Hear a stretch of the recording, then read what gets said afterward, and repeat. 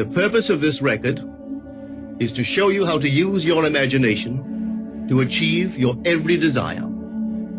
Let me tell you when I first heard of this strange and wonderful power of the imagination. It was in 1933 in New York City. An old friend of mine taught it to me. He turned to the 14th of John, and this is what he read. In my Father's house are many mansions. If it were not so, I would have told you. I go to prepare a place for you. And if I go and prepare a place for you, I will come again and receive you unto myself, that where I am, there ye may be also. He explained to me that this central character of the Gospels was human imagination. That mansion was not a place in some heavenly house, but simply my desire. If I would make a living representation of the state desired, and then enter that state and abide in that state, I would realize it. At the time, I wanted to make a trip to the island of Barbados in the West Indies, but I had no money. He explained to me that if I would that night, as I slept in New York City, assume that I was sleeping in my earthly father's house in Barbados, and go sound to sleep in that state, that I would realize my trip. Well, I took him at his word and tried it. For 1 month, night after night, as I fell asleep, I assumed I was sleeping in my father's home in Barbados. At the end of my month, an invitation from my family came, inviting me to spend the winter in Barbados. I sailed for Barbados the early part of December of that year. From then on, I knew I had found this Savior in myself. The old man told me that it would never fail. Even after it happened, I could hardly believe that it would not have happened anyway. That's how strange this whole thing is. On reflection, it happens so naturally. You begin to feel or to tell yourself what it would have happened anyway, and you quickly recover from this wonderful experience of yours. It never failed me if I would give the mood, the imagined mood, sensory vividness. I could tell you unnumbered case histories to show you how it works, but in essence, it's simple. You simply know what you want. When you know what you want, you are thinking of it. That is not enough. You must now begin to think from it. Well, how could I think from it? I am sitting here, and I desire to be elsewhere. How could I, while sitting here physically, put myself in imagination at a point in space removed from this room and make that real to me? Quite easily. My imagination puts me in touch inwardly with that state. I imagine that I am actually where I desire to be. Now, can I tell that I am there? There is only one way to prove that I am there. For what a man sees when he describes his world is as he describes it relative to himself. So what the world looks like depends entirely upon where I stand when I make my observation. So if, as I describe my world, it is related to that point in space I imagine that I am occupying, then I must be there. I am not there physically, no, but I am there in my imagination. And my imagination is my real self. And where I go in imagination and make it real, there I shall go in the flesh also. When in that state I fall asleep, it is done. I have never seen it fail. So this is the simple technique on how to use your imagination to realize your every objective. Most men are totally unaware of the creative power of imagination and invariably bow before the dictates of facts and accept life on the basis of the world without. Believed that changing my circumstances required vast effort. I was a dancer in New York City, young and filled with longing. Every night I would look out my window at the cold gray streets, and my heart would ache for home. I wanted nothing more than to return to Barbados, to my family, to the warmth of my island, to the tropical air that I had known as a boy. But I had no money for passage. Every outward circumstance denied me. I could have struggled. I could have begged.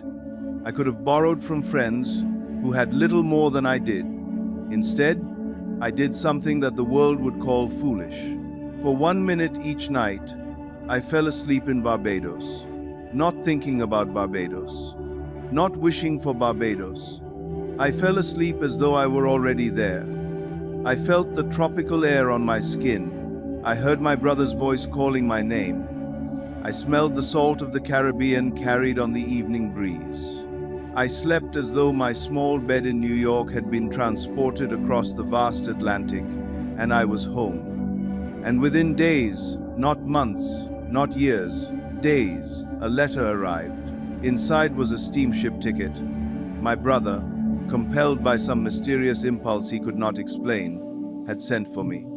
He told me later that the idea simply seized him one morning. He felt he must bring me home for Christmas. He could not say why, but I knew why. I did not create that impulse through force of will. I did not beg or plead or manipulate. I created it through 1 minute of absolute assumption. 1 minute of feeling myself to be where I desired to be. And that is what I wish to give you tonight. But when you discover this creative power within yourself, you will boldly assert the supremacy of imagination and put all things in subjection to it. When the man speaks of God in man, he is totally unaware that this power called God in man is man's imagination. This is the creative power in man. There is nothing under heaven that is not plastic as potter's clay to the touch of the shaping spirit of imagination. Once a man said to me, "You know, Neville, I love to listen to you talk about imagination. But as I do so, I invariably touch the chair with my fingers and push my feet into the rug just to keep my sense of the reality and the profundity of things." Well, undoubtedly he is still touching the chair with his fingers and pushing his feet into the rug. The understanding that you already possess everything you need to change your life, and it requires only 1 minute of your undivided faith. Now, I know what you may be thinking. You may be thinking that this was some special gift, some unique power granted only to me. But I tell you with absolute certainty that this is not so. The law that operated for me operates for everyone. It is not a respecter of persons. It does not care whether you are rich or poor, educated or unschooled, young or old. It cares only about one thing, the state of consciousness in which you dwell. And that state can be changed in the space of a single minute. By the end of our time together tonight, you will possess a technique so simple, so swift, so startlingly effective, that it will change your understanding of what is possible. You will no longer believe that you must meditate for hours to see results. You will no longer believe that you must repeat affirmations until your tongue goes numb and your mind grows weary. You will understand that the creative act, the true planting of a seed in consciousness, requires only 1 minute of absolute, unshakable feeling. And I will give you that technique tonight. But more than technique, you will receive understanding. You will understand why this works, not as metaphor, not as pleasant hope, but as law, as certain as the law of gravity, as reliable as the rising of the sun. You will understand that you are not trying to attract something from outside of yourself. You are claiming what is already yours. You are awakening to who you really are. But first, I must address something. But now let me tell you another one who didn't touch with her fingers and didn't push that foot of hers onto the board of the streetcar. It's the story of a young girl, just turned 17. It was Christmas Eve, and she is sad of heart. For that year, she had lost her father in an accident, and she's returning home to what seemed to be an empty house. She was untrained to do anything, so got herself a job as a waitress. This night is quite late, Christmas Eve. It's raining. The car is full of laughing boys and girls home for their Christmas vacation. And she couldn't conceal the tears. Luckily for her, as I said, it was raining. So she stuck her face into the heavens to mingle her tears with rain. and then holding the rail of the streetcar. This is what she did. She said, "This is not rain, but this is spray from the ocean. And this is not the salt of tears that I taste, but this is the salt of the sea in the wind. And this is not San Diego. This is a ship. And I'm coming into the Bay of Samoa." And there she felt the reality of all that she had imagined. Then came the end of the journey, and all are out. 10 days later, this girl received a letter from a firm in Chicago saying that her aunt, several years before, when she sailed for Europe, deposited with them $3,000 with instructions that if she did not return to America, this money should be paid to her niece. They had just received information of the aunt's death and were now acting upon her instructions. 1 month later, this girl sailed for Samoa. As she came into the bay, it was late that night, and there was salt of the sea in the wind. It wasn't raining, but there was spray in the air, and she actually felt what she felt 1 month before, only this time she had realized her objective. Now this whole record is technique. I want to show you today how to put your wonderful imagination right into the feeling of your wish fulfilled. I must address the lie you have been told about time and effort. For until that lie is dissolved in the light of truth, no technique can fully serve you. You have been told that great changes require great effort. You have been told that transformation takes time, sometimes years, sometimes decades, sometimes a lifetime. You have been told to be patient, to work hard, to struggle and strive, and slowly, inch by inch, crawl toward your dreams.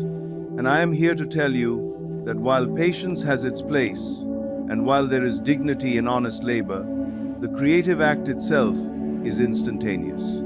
The planting of a seed in consciousness happens in a moment.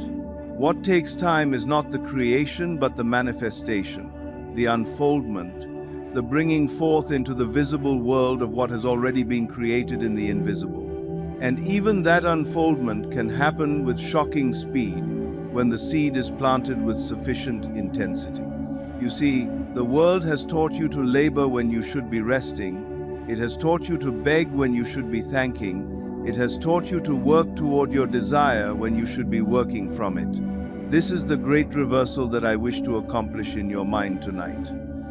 You have been approaching creation backwards, and that is why it has seemed so hard. I know you have tried. I know you have tried so many techniques. You have visualized until your head ached. You have written affirmations until your hand cramped. You have meditated for hours, only to emerge feeling no closer to your desire than when you began. And something within you whispered, "Perhaps this does not work for me. Perhaps I am not doing it right. Perhaps I am one of those for whom these things do not operate." Now here is a practical technique. The first thing you do, you must know exactly what you want in this world. When you know exactly what you want, make as lifelike a representation as possible of what you would see and what you would touch and what you would do and physically moving in such a state. For example, suppose I wanted a home, but I had no money, but I still know what I want. I, without taking anything into consideration, I would make as lifelike a representation of the home that I would like, with all the things in it that I would want. And then, this night, as I would go to bed, I would, in a drowsy, sleepy state, the state that borders upon sleep, I would imagine that I am actually in such a house, that were I to step off the bed, I would step upon the floor of that house. Were I to leave this room, I would enter the room that is adjacent to my imagined room in that house. And while I am touching the furniture and feeling it to be solidly real, and while I am moving from one room to the other in my imaginary house, I would go sound asleep in that state. And I know that in a way I could not consciously devise, I would realize my house. I have seen it work time and time again. If I wanted promotion in my business, I would ask myself what additional responsibilities would be mine were I to be given this great promotion. What would I do? What would I say? What would I see? How would I act? And then in my imagination, I would begin to see and touch and do and act as I would outwardly see and touch and act were I in that position. If I now desired the mate of my life, were I now in search of some wonderful girl or some wonderful man, what would I actually find myself doing that would imply that I have found my state? For instance, suppose now I was a lady. One thing I would definitely do, I would wear a wedding ring. I would take my imaginary hand and I would feel the ring that I would imagine to be there. And I would keep on feeling it until it seemed to me to be solidly real. I would give it all the sensory vividness I am capable of giving anything. And while I am feeling my imaginary ring, which implies I am married, I would sleep. This story is told us in the Song of Songs, or the Song of Solomon. It is said, "At night on my bed, I sought him whom my soul loveth. I found him whom my soul loveth, and I would not let him go until I brought him into my mother's house, right into the chamber of her that conceived me." If I would take that beautiful poem and put it into modern English, into practical language, it would be this. While sitting in my chair, I would feel myself right into the situation of my fulfilled desire. And having felt myself into that state, I would not let it go. I would keep that mood alive, and in that mood, I would sleep. That is, taking it right into my mother's chamber, into the chamber of her that conceived me. You know, people are totally unaware of this fantastic power of the imagination. With all the conviction of my being, the problem is not you. The problem has never been you. The problem is that you were given complicated methods when simple ones would serve. You were given long practices when short ones would be more powerful. You were taught to think about your desire when you should have been taught to think from it. And in that single shift, that movement from thinking about to thinking from, lies the entire secret. There is another struggle I must address, for I have seen it in the eyes of so many who come to hear me speak. It is the struggle of doubt. You have felt the wish fulfilled, perhaps once, perhaps twice. For a brief shining moment, you tasted what it would be like to have your desire. You felt it as real, and then the old doubts flooded back. The outer world showed you evidence that nothing had changed. Your bank account still held the same diminished sum. Your body still carried the same pain. The person you loved still seemed distant, and you surrendered. You fell from the assumption back into the old state, and the desire that had seemed so close receded into the mist. I understand this struggle. I have lived it.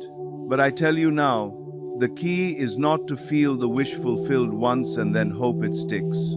The key is to return to that feeling again and again, not through force, not through desperate effort, but through the gentle, persistent practice of 1 minute each night, entering the state of the wish fulfilled and sleeping in it. The frequency of your assumption is the secret of success. It is not one moment of feeling followed by 23 hours of doubt. It is the repeated return, the habitual occupancy of the state you wish to express. And this can be accomplished in 1 minute, practiced faithfully. Perhaps there is something even deeper that holds you back. Perhaps, somewhere within you, you believe you do not deserve your desire. Perhaps you were taught as a child that wanting things was selfish. Perhaps you were told that imagination was mere fantasy, a waste of time, something to be put away when you became an adult. Perhaps you carry guilt for daring to want more than you have. These are the chains of the old man, the man of sense, the man who believes only in what he can see and touch and measure.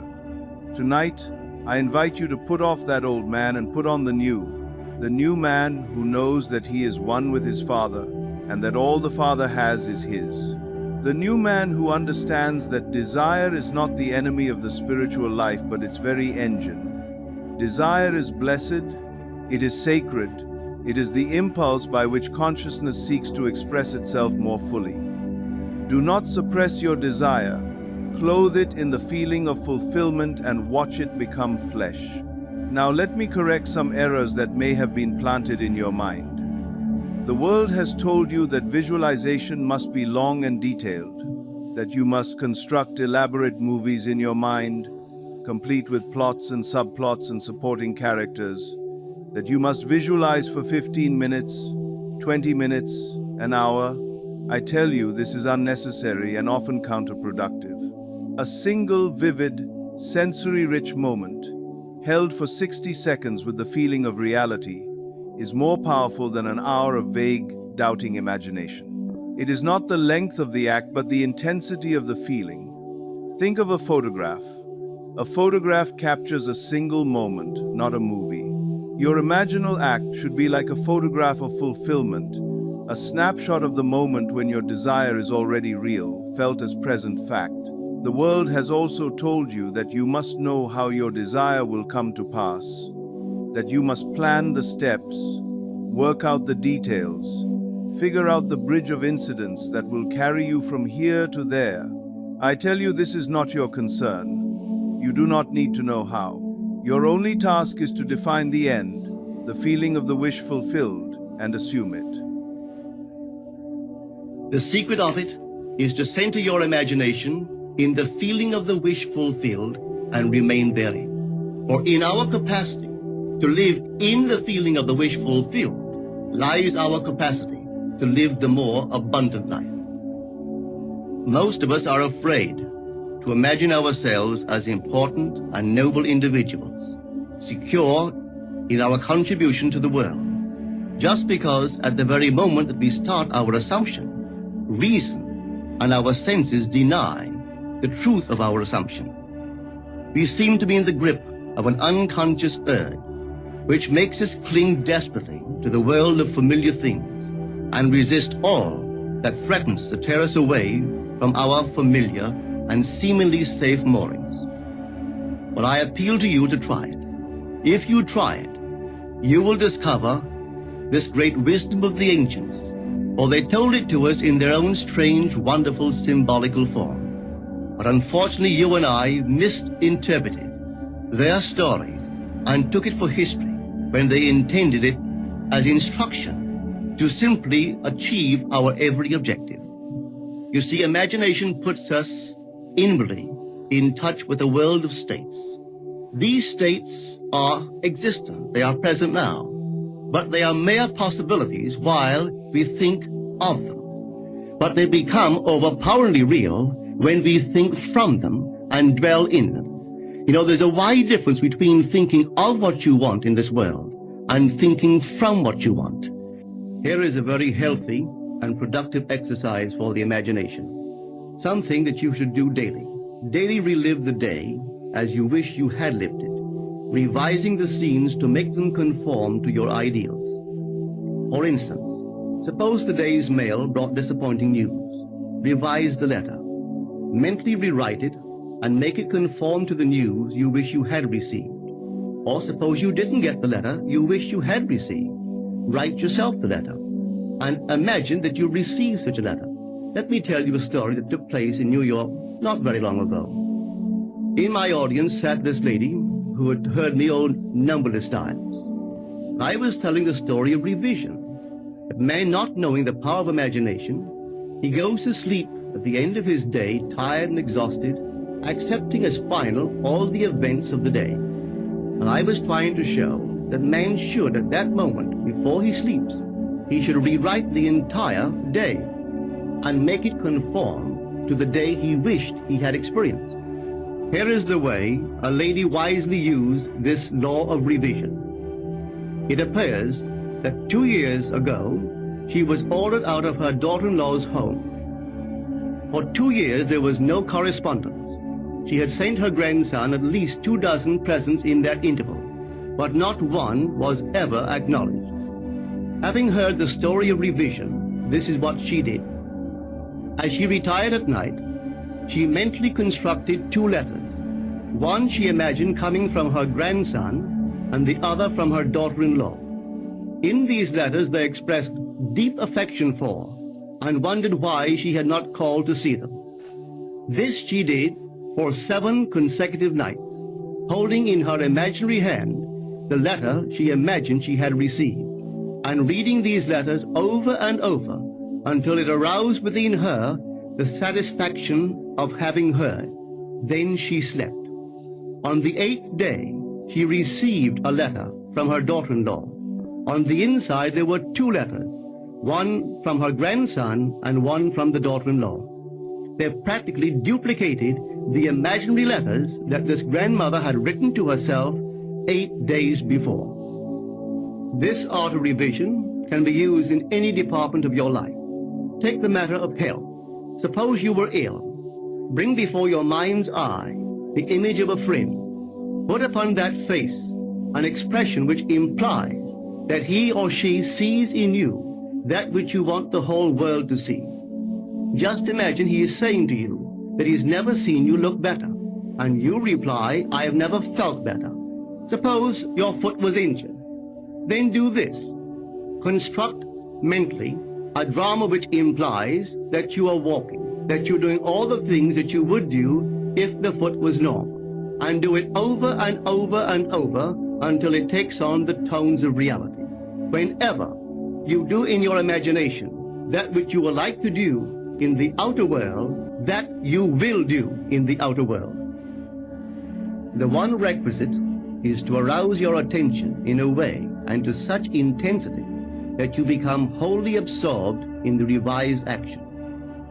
You will experience an expansion and refinement of the senses by this imaginative exercise, and eventually achieve vision in the inner world. The abundant life promised us is ours to enjoy now, but not until we have the sense of the Creator as our imagination can we experience it. Persistent imagination, centered in the feeling of the wish fulfilled, is the secret of all successful operations.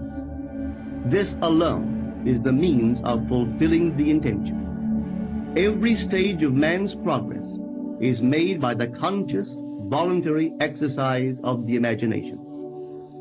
Then you will understand why all poets have stressed the importance of controlled, vivid imagination. Listen to this one by the great William Blake. In your own bosom you bear your heaven and earth, and all you behold, though it appears without, it is within, in your imagination, of which this world of mortality is but a shadow. Try it, and you too will prove that your imagination is the creator. The subconscious mind, which is infinitely wiser than your conscious reasoning, will select the means. It will move people. It will arrange circumstances. It will create opportunities you could never have planned. Your brother will send a ticket. A stranger will offer a gift. A door will open that you did not even know existed. You will be astonished at the means, but you will never be astonished at the end, for you have already experienced it within. And perhaps you have been told that desire itself is sinful, that wanting things makes you materialistic or worldly or somehow less spiritual. I tell you that desire is the mainspring of all action. Without desire, nothing would ever be created. Without desire, you would not take your next breath. Desire is the impulse of life seeking to express itself. It is not to be killed, but to be fulfilled. The scriptures do not tell us to abandon desire. They tell us that whatsoever things we desire, when we pray, we should believe that we receive them and we shall have them. The condition is not the absence of desire, but the presence of belief. And belief is simply the feeling that what you desire is already so. What I offer you tonight is not new. It is as old as Scripture. It is as old as the prophets who walked the earth thousands of years ago. It is as old as the first man who discovered that his imagining shaped his world. But this truth has been buried. It has been buried under centuries of misunderstanding. It has been buried under religious dogma that taught you to worship characters in a book instead of understanding the psychological principles those characters represent. It has been buried under materialist philosophies that deny the reality of the inner world and insist that only the outer world of matter is real. I have spent my life stripping away these layers. I have tested these principles in my own experience. I have watched thousands upon thousands apply them and prove them true.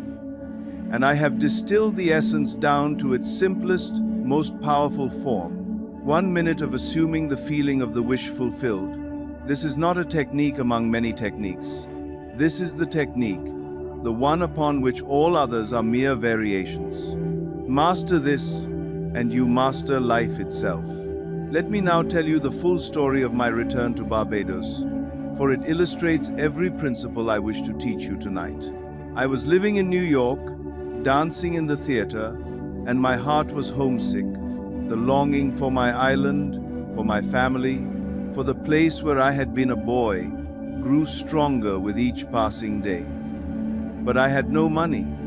The cost of passage across the Atlantic was far beyond my means. Every practical consideration said it was impossible. I could not afford to go, and that was that. But something within me refused to accept this verdict. I remembered what I had been taught, that imagining creates reality, that consciousness is the only cause, that the feeling of the wish fulfilled is the secret of prayer, and so I decided to test it. That night, I did not think about Barbados. I did not wish for Barbados. I did not hope that someday I might return. Instead, I lay in my bed in New York, and I assumed that I was already in Barbados. I felt the difference in the air. New York in winter is cold and harsh. Barbados is warm and soft. I felt that warmth on my skin. I heard sounds that I would only hear if I were home. The voices of my family, the songs of tropical birds, the rhythm of island life. I did not construct an elaborate scene. I simply felt myself to be there. I fell asleep in Barbados. And I repeated this practice night after night. 1 minute of assumption, 1 minute of feeling. Then I would release it and drift into sleep. Within days, the miracle happened. A letter arrived from my brother. He had never before sent for me. There was no logical reason for him to do so. But he wrote that he felt compelled to bring me home for Christmas. He could not explain why. The impulse had simply seized him. Inside the envelope was a steamship ticket. I crossed the Atlantic not because I had earned the money, not because I had figured out how, but because my assumption had impressed itself upon the subconscious, and the subconscious had found the way. It moved my brother to act. It produced the desire in his mind to send for me. He thought it was his own idea. But I knew better. I, by the intensity of my imagination and feeling, imagining and feeling myself to be in Barbados instead of merely thinking of Barbados, had spanned the vast Atlantic to influence my brother into desiring my presence. That is the power of assumption. That is what 1 minute of properly directed imagination can accomplish. And if it worked for me, it will work for you. Whatever separates you from your good is merely appearance. 1 minute of feeling can collapse any distance. But perhaps you think this was a unique gift, something granted only to me because of some special quality I possess. Let me tell you of a child who proved the same law with even more remarkable simplicity. A young grandmother, a businesswoman from New York, came to see me one afternoon. She brought along her 9-year-old grandson who was visiting from Pennsylvania. As I explained the law of assumption to the grandmother, describing in detail the procedure to be followed in attaining any objective, the boy sat quietly, apparently absorbed in a small toy truck. I told the grandmother the story of a soldier in camp who each night fell asleep, imagining himself to be in his own bed, in his own home, and how this assumption had brought about his release.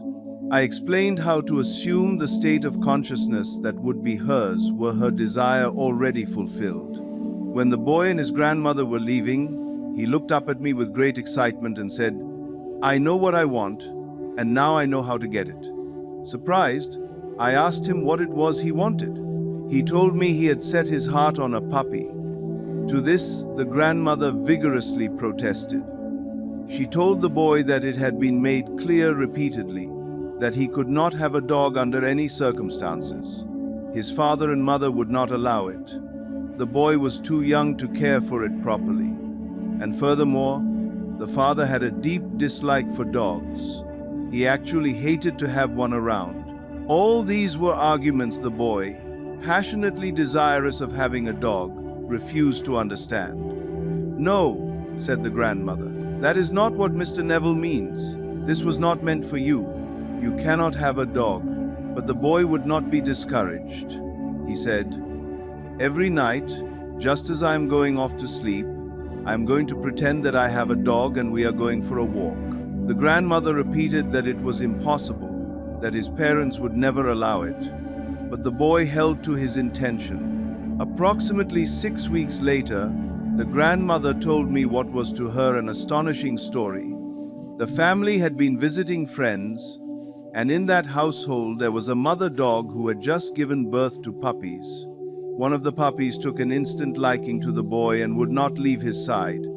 The family who owned the dogs insisted that the boy take the puppy home. They would not hear of a refusal, and the father, that same father who had always hated dogs, found himself unable to object. The puppy came home with the boy. Do you see what happened? The child did exactly what I teach.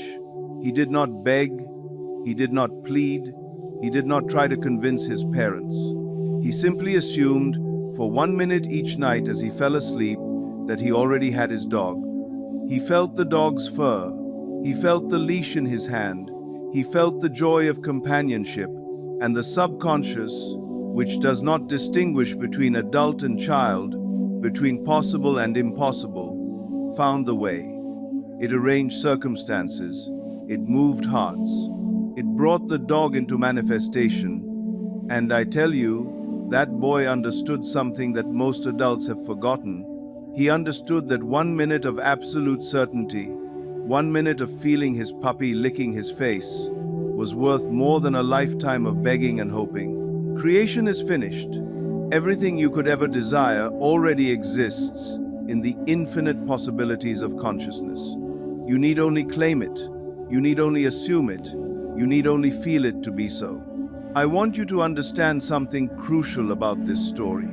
The circumstances seemed absolutely impossible. Both parents had forbidden it. The father hated dogs. There was no logical way a dog could enter that home. But the subconscious does not operate through logic. It operates through law. When the boy assumed he had a dog and fell asleep in that feeling, he set forces in motion that no human reasoning could anticipate. The visit to friends who had puppies, the particular puppy that would not leave the boy's side, the insistence of the friends that the boy take the puppy home, the father's inexplicable inability to refuse. Each of these events was a link in a chain, a bridge of incidents leading from assumption to manifestation. And the boy did not plan any of it. He did not know how it would come.